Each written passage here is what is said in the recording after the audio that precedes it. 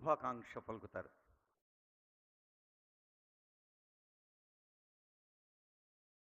ప్రజాపాలన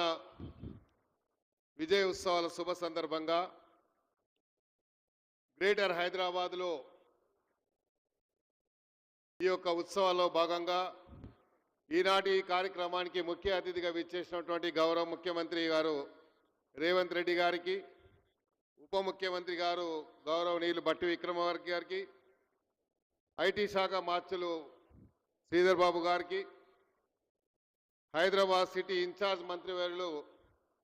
పొన్నం ప్రభాకర్ గారికి, అదేవిధంగా సహచర శాసనసభ్యులకి, మాజీ పార్లమెంట్ సభ్యులు మధు యాస్కి గారికి, అంజన్ కుమార్ యాదవ్ గారికి, రాజయ్య గారికి, శాసన మండలి సభ్యులకి,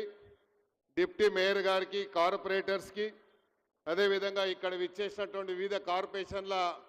చైర్మన్లందరికీ, అడ్వైజర్స్, గవర్నమెంట్కు ఉన్నటువంటి అడ్వైజర్స్ అందరికీ కూడా ఖైరతాబాద్ నియోజకవర్గం ప్రజల తరఫున,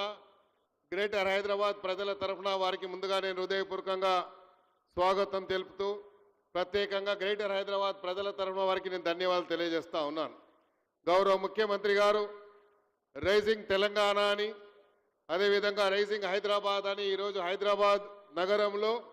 వివిధ కార్యక్రమాలకు శంకుస్థాపన చేస్తూ 6,000 కోట్ల రూపాయలు ఈరోజు ప్రారంభోత్సవంలో భాగంగా ముఖ్యమంత్రి గారి చేతుల మీదుగా ఇప్పుడు మనం జరుపుకోబోతున్నాం. అదేవిధంగా ఇప్పుడే మనం చూసినాం ముఖ్యమంత్రి గారు వివిధ స్టాల్స్లో పర్యటించి, మరి ఆయా స్టాల్స్లో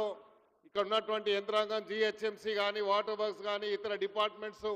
చేస్తున్నటువంటి పనితీరుని తెలుసుకొని వారికి ఉన్నటువంటి సౌకర్యాలని ఎలా ఇంకా మెరుగుపరచాలి, హైదరాబాద్ సిటీని విశ్వనగరంగా తీర్చిదిద్దడానికి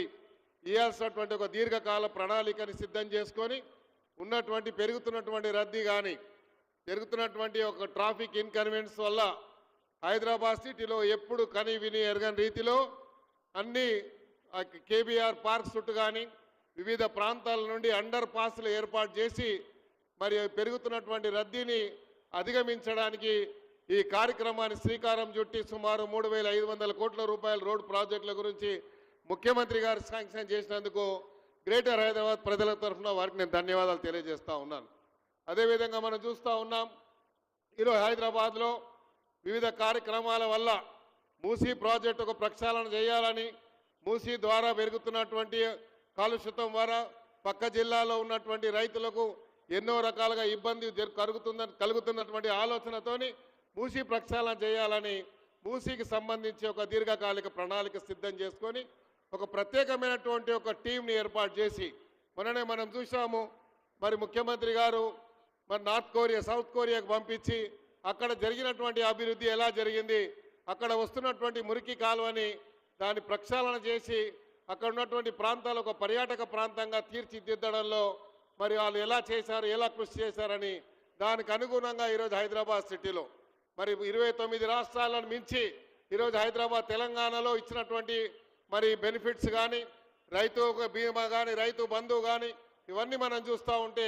తెలంగాణలో జరిగినటువంటి అభివృద్ధి ఎక్కడ జరగలేదని చెప్పడంలో మేమంతా కూడా గర్వపడతా ఉన్నాం. అందుకనే ఈరోజు హైదరాబాద్ సిటీకి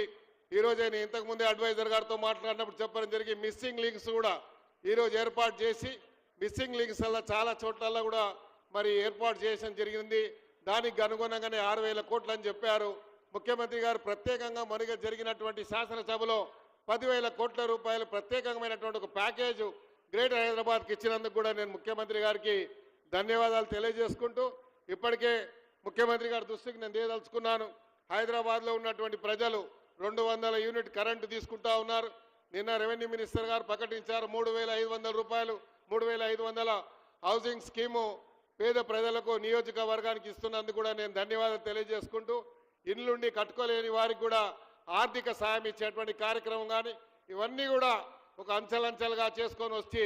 రాష్ట్రాన్ని ఎన్నో రకాలుగా ఇబ్బందులు,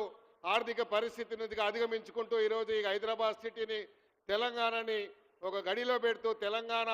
నంబర్ 1 కంట్రీగా, నంబర్ 1 సిటీగా హైదరాబాద్కు మరి ఒక రెండో క్యాపిటల్ సిటీ కంటే కూడా మంచిగా ఈ తెలంగాణ అభివృద్ధి జరుగుతుంది, హైదరాబాద్ అభివృద్ధి జరుగుతుంది. దానికి ముఖ్యమంత్రి గారు చేసినటువంటి యాక్షన్ ప్లాను, వారు చేసినటువంటి ఒక దీర్ఘకాలిక ప్రణాళికనే దీనికి ఆదర్శమని ఈ సందర్భంగా తెలియజేసుకుంటూ ప్రత్యేకంగా ఇవన్నీ కార్యక్రమాలు మా ఖైరతాబాద్ నియోజకవర్గంలో జరగడం కూడా ఖైరతాబాద్ ప్రజలు చేసుకున్నటువంటి ఒక అదృష్టంగా నేను భావిస్తూ ఈ కార్యక్రమానికి వచ్చినటువంటి పెద్దలందరికీ మరి ఒకసారి హృదయపూర్వకంగా వచ్చినటువంటి మీ అందరికీ కూడా ప్రజలందరికీ కూడా ఖైరతాబాద్ నుంచి వచ్చినటువంటి అందరికీ కూడా మీకు హృదయపూర్వకంగా ధన్యవాదాలు. Thank you.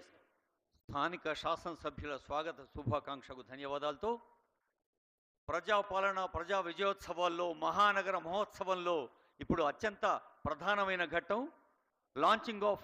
HCT projects by honourable CM. ఇప్పుడు రిమోట్ నొక్కి గౌరవనీయులైన ముఖ్యమంత్రి వర్యులు ఈ కార్యక్రమాన్ని శుభారంభం చేస్తారు.